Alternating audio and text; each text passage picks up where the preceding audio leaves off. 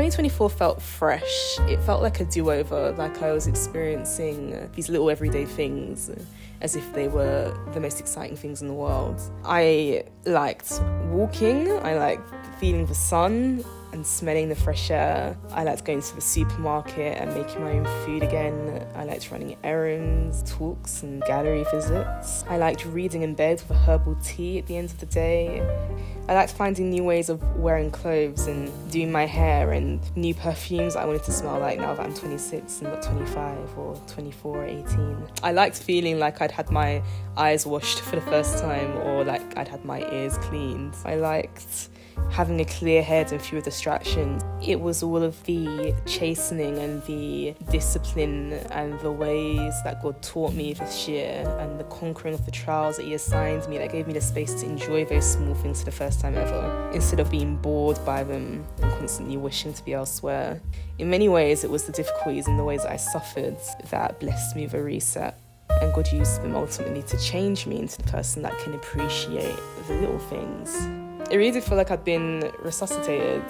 Last year I didn't set any New Year's resolutions or set any formal intentions. I only knew that I wanted to write more, to designate a new place for my writing, to tie it in with forgotten and neglected interests, my love of art and history and feeling connected to the world around me. I got back into making videos and found another way to express myself creatively. Some of what I accomplished last year felt intuitive, it felt instinctive. And then there were things that I did because I'd been told to, things that drove me far out of my comfort zone. But I know God was in both of those parts, either way. Those things he asked me to do, regardless of whether I wanted to do them or whether I felt ready to do them. And then those other things that felt like I was groping around in the dark, those things that I second guess myself on.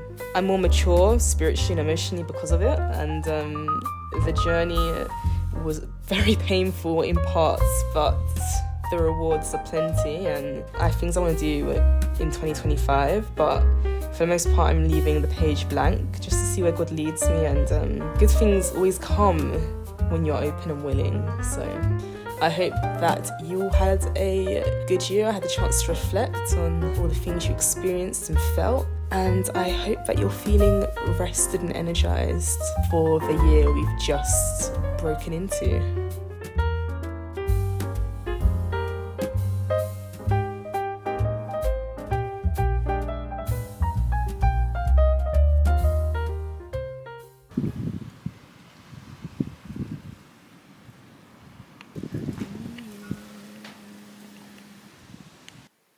These are all of my prayer journals and Bible study notes.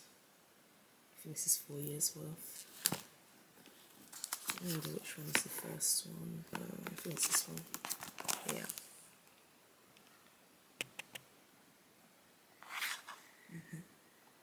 The first time I've ever filled a book.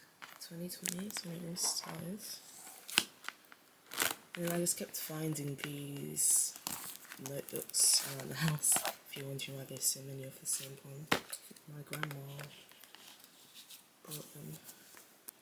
This one was from 2022, from the beginning. Ephesians/Proverbs. This one I think is the most, well, I'm still using one, but this is the most recent filled one. This notebook is very old. She's white's got a picture of my brother on it when he was a baby. I used to do this to notebooks when I was younger. This is me. I have about 3 years old there. And if you look at the back, is my sister.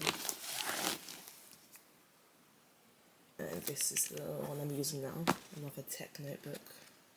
My dad. 2024, and it's nearly finished. That's all that's left. That's what's been filled. I'm gonna go make myself a herbal tea in a minute and look through some of these, but yeah. What a good way to start the year. Today is the 5th of January. I thought it would be good to do a New Year's haul. I've got a few things, some products and bits and pieces that I got just in time for a new year, and also there are a few things that I'm bringing back. I've got my shortbread tea here. Starting off with these 2 leather jackets. I should be inserting some clips of what they look like on nowish. I got them on the Boxing Day sales for £20 each. That's why I got them both at the same time. I was looking for a leather jacket for a while actually. Another thing I got myself for Christmas or New Year's or what have you was a Fenty Beauty concealer. And I've been looking for a concealer that's my skin tone for a while, because concealers are either too red for me or they're just not a realistic colour, I feel like, for darker skin tones. They look fake. They look like a paint shade. This one, very true to my skin tone. I'm wearing it now, so love that so far. On to a Christmas gift that I did not buy myself. I first smelled that perfume at the George Best airport in Northern Ireland. I was on a work trip with my dad and I vowed that I would come back and get it at some point, and then I just asked my mum to get it for me for Christmas. This perfume is very mature. I am 26, so some might say that it might be a little bit old for me, the scent. It has a very spicy, sweet, warm smell, and that I feel like is typically associated with older women. I have been told that I smell like an older black woman when I wear that perfume, but also that it's elegant. It's quite a heavy special occasion perfume, so I don't wear it every day. It was the last vlog that I mentioned I was looking for a chemical exfoliant. Don't mind that was my air freshener. I ended up picking up this Dermalogica daily exfoliant. I tend to exfoliate once a week as it is, but it's not a harsh exfoliant. I'm not too worried about getting micro tears with this one. I made my own body butter this year.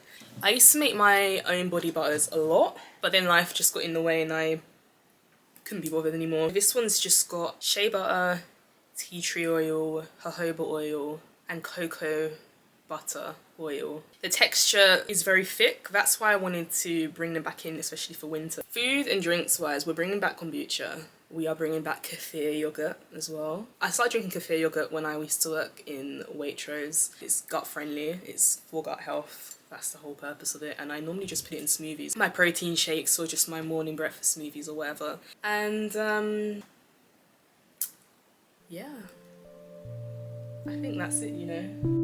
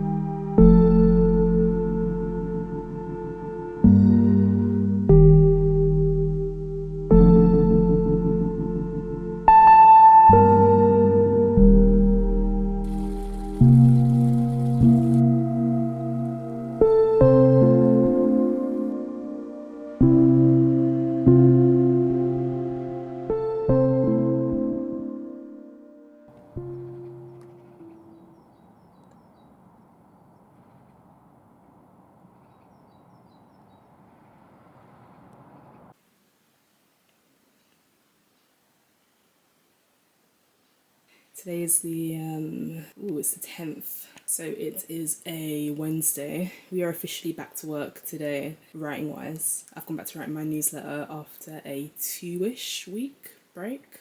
For those of you who don't know, I am a writer, so I have a day job, and then I write a newsletter 3 times a week, a devotional on Wednesdays, an essay on Sundays, and a news-oriented newsletter. I did used to do journalism in uni, so I felt like the news had to feature somewhere. Today the devotional went out, the first devotional of 2025. I didn't vlog it because I just wanted to situate myself in my work and just get back to it.